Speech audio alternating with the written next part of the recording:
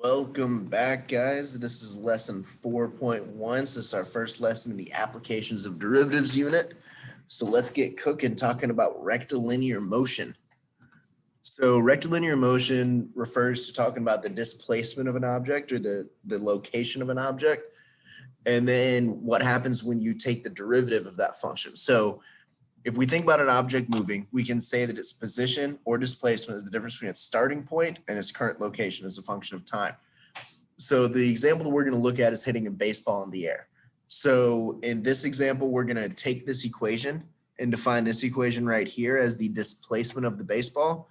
And we're going to have d of t model the distance above the ground from the time the player hits the ball until it lands on the ground. All right, so if you're curious what this trajectory looks like, you can graph it using your calculator, but we can tell based on this equation, this is some kind of downward opening parabola. So let's just say I wanted to find the displacement 1 second after hitting the ball. What I could do is I could plug 1 into this equation. I would get negative 14 plus 23, that's 9 plus 2, that's 11. So 1 second after hitting the ball, this baseball player would have hit the ball 11 feet, or the ball would be 11 feet in the air after hitting the ball. So if we wanted to find the velocity of the ball, so the instantaneous rate of change of the ball 1 second after it's hit, we can use velocity. So you guys know what velocity is, but velocity has two important aspects to its measurement. It indicates the speed and the direction that an object is moving. So remember, velocity can be positive or negative. A negative velocity indicates that I'm going in the opposite direction of what I defined as the positive direction at the beginning of the problem. So in this case, if we're measuring the distance above the ground, the positive direction would indicate the ball is going up.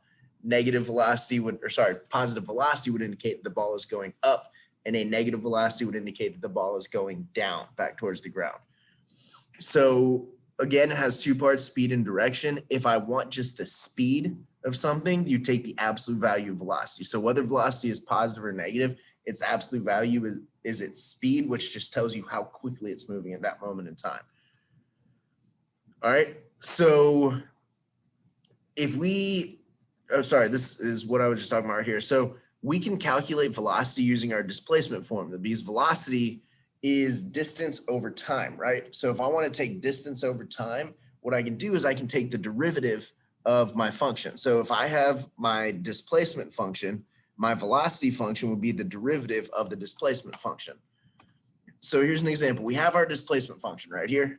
So we have the displacement formula, and then we're going to find the velocity of the baseball 1 second after it's hit. So in order to do that, first I would take the derivative. So the velocity formula here, this would be negative 28t plus 23. All right, so v of t is equal to negative 28t plus 23. So if I want the velocity 1 second after the ball's been hit, I would plug in 1 here, and I would end up getting negative 5. So v of 1 is equal to negative 5. So what does this tell us about the baseball 1 second after being hit? Well, so far we figured out its position 1 second after being hit was 11 feet in the air. And then this part of the formula tells me that at this time, 1, the ball is moving back towards the ground.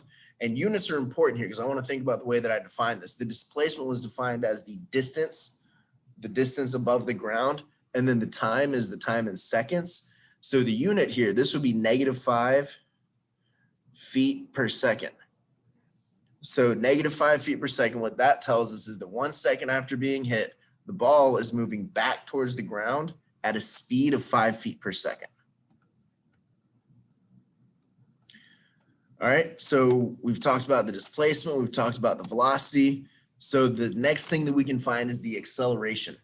So in order to find the acceleration is the rate of change of the velocity. It basically tells me whether an object is speeding up or slowing down, and how quickly it's speeding up or slowing down. A large value for acceleration means that an object is speeding up quickly.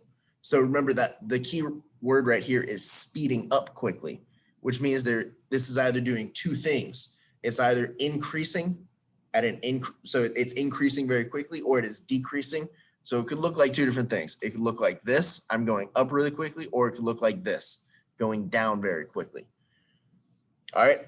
So a large negative value indicates an object is slowing down quickly. So what could happen there is I could be speeding up and then I could start slowing down, or I could be slowing down, or I could be going down and then slowly turning like this on the graph. So with velocity, we can calculate it by taking a derivative. So this time we're going to take the derivative of velocity, because acceleration is the rate of velocity. All right, so as the derivative of velocity, we can say that acceleration is the derivative of velocity, or we can say it's the second derivative of displacement. Make sure that you know both definitions, you know both ways to define this, because I could give you just a displacement formula and ask you to find acceleration, or I could give you a velocity formula and ask you to find acceleration. Either way, you should be able to get to acceleration from the displacement or velocity. So let's say that I need to find the acceleration of the baseball 1 second after being hit. So we already found the velocity function. So v of t was negative 28 t plus 23. So then the acceleration formula would be the derivative of this, which this is just negative 28. So what this tells us is that no matter how this ball is hit, no matter what the time is, the acceleration is negative 28. And this would be in feet per second squared. All right, so what this tells us is that at any time after the baseball is hit, the baseball is slowing down at a rate of 28 feet per second squared. So this baseball player did not hit this ball very well. In fact, you probably could have figured that out from the fact that 1 second afterwards, it was only 11 feet in the air and was already starting to fall back towards the ground. But this tells us that the baseball is slowing down at a rate of 28 feet per second squared. All right, so we're gonna get into this more in class, but here's a recap of what we talked about so far today. Velocity can be found by taking the derivative of displacement. Acceleration is the derivative of the velocity. And negative acceleration means the object is slowing down, which is also called decelerating. Displacement, the units are important. Displacement is measured in some form of distance. Velocity is measured in distance over time, and acceleration is distance over time squared. So just to kind of recap, if I have some function s of t, this would be the displacement formula, or sometimes it's the location formula. Basically, it's telling me where is the object located relative to its starting position.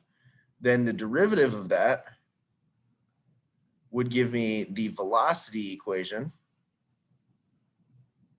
And velocity can tell me the speed and direction that the object is moving.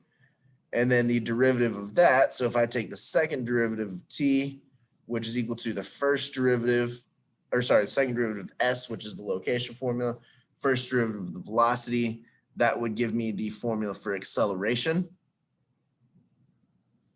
And this can tell me how quickly something is speeding up or slowing down. So using all of these, we can describe the movement of a particle, an object, anything that's moving through time fairly well. So I hope you took some good notes. If you have any questions, make sure you bring them to class, and I will see you in the next video. Have a fantastic day.